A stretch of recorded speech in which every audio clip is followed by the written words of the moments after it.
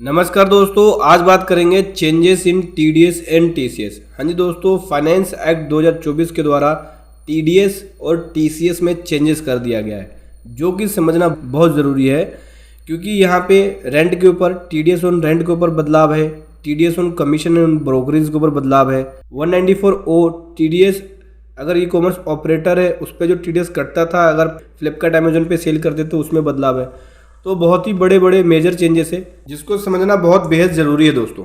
तो चलिए समझेंगे। उससे पहले बताना चाहूँगा, जो भी भाई बंधु मेरे चैनल पे पहली बार है, इस वीडियो को पहली बार देख रहे हैं, जिन्होंने अभी तक सब्सक्राइब नहीं किया सब्सक्राइब कर लीजिए, साथ ही साथ बेल आइकन पे भी क्लिक कर लीजिए ताकि इस तरह का कंटेंट आपको मिलता रहे। तो दोस्तों देखो क्या है यहाँ पे। सबसे पहले मैं चेंजेस बात कर लूँ। इमूवेबल प्रॉपर्टी के ऊपर जो टीडीएस लगता था, सेल ऑफ इमूवेबल प्रॉपर्टी, मतलब जब आप सेल करते थे बिल्डिंग को, कोई प्रॉपर्टी को, कोई प्लॉट को, कोई फ्लैट को, ठीक है, तो जो प्रॉपर्टी पे सेल करते थे आप और 50 लाख से एक्सीड हो जाए तो आपको टीडीएस काटना होता था। 194I के अंदर, IA के अंदर टीडीएस कटता था।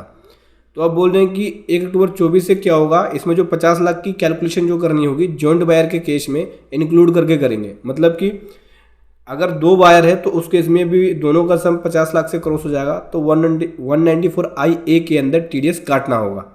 इसके बाद बात करें तो एक नया सेक्शन इंसर्ट किया जा रहा है, section 194T, TDS on payment to partner by partnership firm.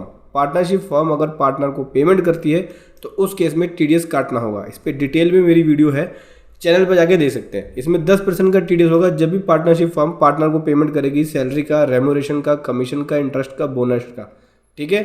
इसमें लिमिट क्या होगी, अगर इस तरह का अमाउंट साल का 20,000 से क्रॉस हो जाता है तो टीडीएस कटेगा। असेसमेंट ईयर 25-26 से ये एप्लीकेबल होगा, मतलब 1 अप्रैल 25 से एप्लीकेबल हो जाएगा, ठीक है। उसके बाद बात करें टीडीएस रेट के बारे में, तो टीडीएस रेट के अंदर बहुत सारे चेंजेस है। जैसे 194DA के अंदर चेंजेस है, payment in respect of life insurance policy. Life insurance policy की पेमेंट होती है तो 5% का टीडीएस था, अब इस पर 2 लगेगा 1 अक्टूबर 24 से, ठीक है। Commission on sale of lottery ticket, lottery ticket के सेल्स पे जो कमीशन होता था 194G के अंदर, उसमें 5% का टीडीएस था, अब 2% का लगेगा 1 अक्टूबर 24 से। 194H के अंदर कमीशन या ब्रोकरेज की पेमेंट होती थी तो इस केस में 5% का था टीडीएस, अब 2% लगेगा। देखो अगर आपका कोई कमीशन या ब्रोकरेज पे टीडीएस कट रहा है 194H में, तो पहले 5% था, अब 2% लगेगा 1 अक्टूबर 24 से। इसके बाद अगर रेंट की पेमेंट की जा रही है, इंडिविजुअल्स के द्वारा या एचओएफ के द्वारा, 194IB का केस है तो उस केस में 5% का रेट था, अब 2 लगेगा। ये भी 1 अक्टूबर 24 से एप्लीकेबल है। रेंट में समझना, रेंट में 3 तरह के रेट होते हैं। एक रेट होता है जिसमें 10% का टीडीएस लगता है, 194I में आता है, ठीक है। और एक 2% का टीडीएस रेट होता है, जो कि अगर मशीनरी का, प्लांटिंग एंड इक्विपमेंट का होगा तो 2% का टीडीएस लगेगा। 194I के अंदर लैंड एंड बिल्डिंग का रेंट होगा तो 10% टीडीएस लगेगा। ये थोड़ा स्पेशल केस है, जब कोई इंडिविजुअल या एचयूएफ के द्वारा रेंट की पेमेंट की जाएगी और 50,000 रुपये पर मंथ के से जो रेंट का अमाउंट है वो क्रॉस हो रहा है, तो उस केस में 5% का टीडीएस इंडिविजुअल या एचयूएफ को काटना होगा। 194IB गवर्नमेंट लेके आई थी। उसके बाद 194M के अंदर सर्टन पेमेंट की जा रही है इंडिविजुअल्स के द्वारा, एचयूएफ के द्वारा, तो 5% का टीडीएस था 194M में, अब 2% का टीडीएस लगेगा 1 अक्टूबर 24 से। इसके बाद बात करें तो 194O के अंदर ई कॉमर्स ऑपरेटर पे, मतलब ई कॉमर्स प्लेटफॉर्म पे आप सेल जब करते थे, अमेजोन, फ्लिपकार्ट, मीशो, यहाँ अगर आप सेल करते हैं तो 1% का टीडीएस काटती है ये प्लेटफॉर्म, ठीक है। पहले 1% का काट रही थी, अब ये 0.1% का काटेगी, 1 अक्टूबर 24 से एप्लीकेबल हो जाएगा। तो जो ई कॉमर्स ऑपरेटर है या ई कॉमर्स बिजनेस है उनके हाथ में कैश फ्लो ज़्यादा आएगा, उनकी वर्किंग कैपिटल मेंटेन रहेगी। पहले बहुत सारा अमाउंट ब्लॉक हो जाता था, अब ऐसा नहीं होगा। 0.1% है तो बहुत कम अमाउंट ही टीडीएस का ब्लॉक होगा। उसके बाद बात करें 194F के अंदर अगर पेमेंट की जा रही है repurchase of unit mutual fund या यूटीआई के द्वारा, तो 20% का टीडीएस था, अब इसको हटा दिया जाएगा 1 अक्टूबर 24 से।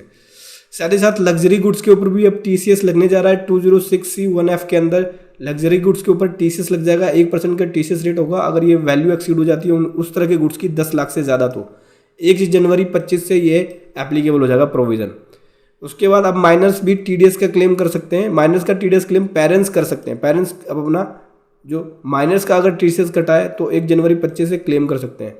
लोअर डिडक्शन सर्टिफिकेट अप्लाई कर सकते हैं 194Q के अंदर परचेज ऑफ गुड्स, जो टीडीएस कटा था परचेज ऑफ गुड्स का 194Q में, और 206C1H के अंदर सेल ऑफ गुड्स का, तो 1 अक्टूबर 24 से अब इसके ऊपर आप लोअर डिडक्शन सर्टिफिकेट अप्लाई कर सकते हैं। टाइम लिमिट की बात करें तो करेक्शन रिटर्न अगर आपको फाइल करनी है टीडीएस की या टीसीएस की, उसकी टाइम लिमिट को डिफाइंड किया जा रहा है। 6 साल के बाद आप TCS या TDS की रिटर्न को रिवाइज नहीं कर पाएंगे, करेक्शन रिटर्न फाइल नहीं कर पाएंगे। असेसमेंट ईयर 25-26 से ये एप्लीकेबल हो जाएगा। इंटरेस्ट जो TCS के ऊपर इंटरेस्ट था वो 1% था, अब TCS के ऊपर इंटरेस्ट बढ़ाया जा रहा है 1.5% पर मंथ के हिसाब से TCS के ऊपर इंटरेस्ट लगेगा। असेसमेंट ईयर 25-26 से ये एप्लीकेबल हो जाएगा। तो समझ गए दोस्तों, TCS और TDS में फाइनेंस एक्ट 24 के द्वारा बहुत सारे चेंजेस लाए गए हैं।